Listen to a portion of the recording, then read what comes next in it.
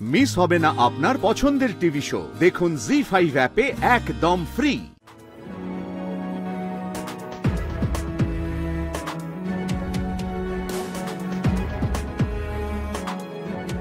এবার দিব্যি লাগছে, খুব সুন্দর লাগছে।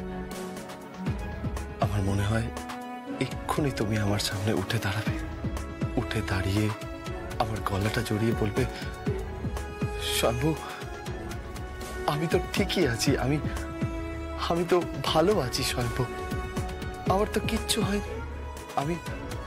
আমি মন থেকে চাই জানো জগদ্ধাত্রী, তুমি ভালো হয়ে ওঠো, তুমি সুস্থ হয়ে ওঠো। কিন্তু একটাই ভয়, তুমি ভালো হয়ে উঠে আমাকে যদি প্রশ্ন করো যে আমার দুর্গা কোথায়, তখন আমি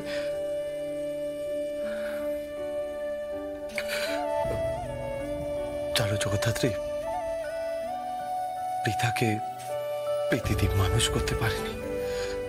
মদ খেয়ে রাস্তায় গাড়ি চালায়, ট্রাফিক রুলস ভাঙে।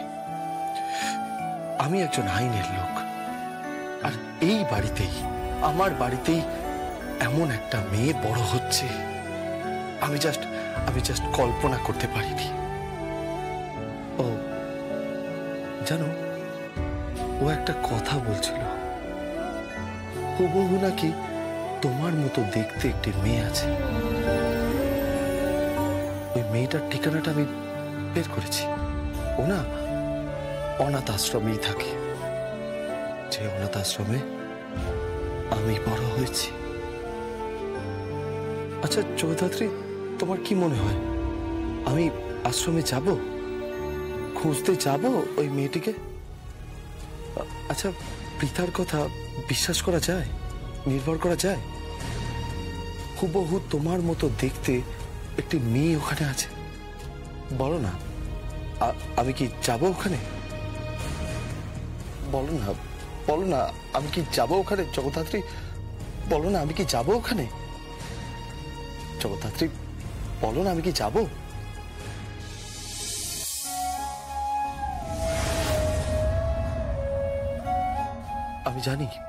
আমি জানি কেউ বিশ্বাস করবে না, কেউ বিশ্বাস করবে না যে তুমি চোখের পলক ফেলে আমার কথার উত্তর দাও, কেউ বিশ্বাস করবে না।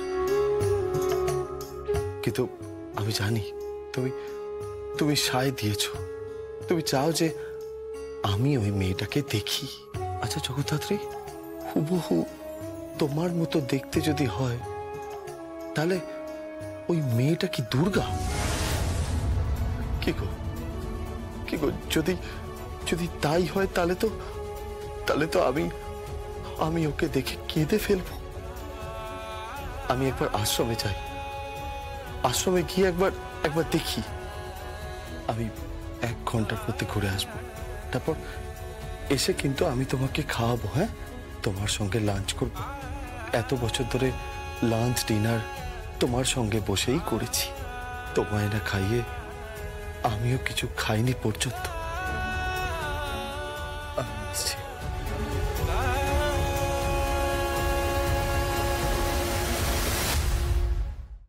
জি5 ডাউনলোড করুন আর সব এপিসোড দেখুন একদম ফ্রি।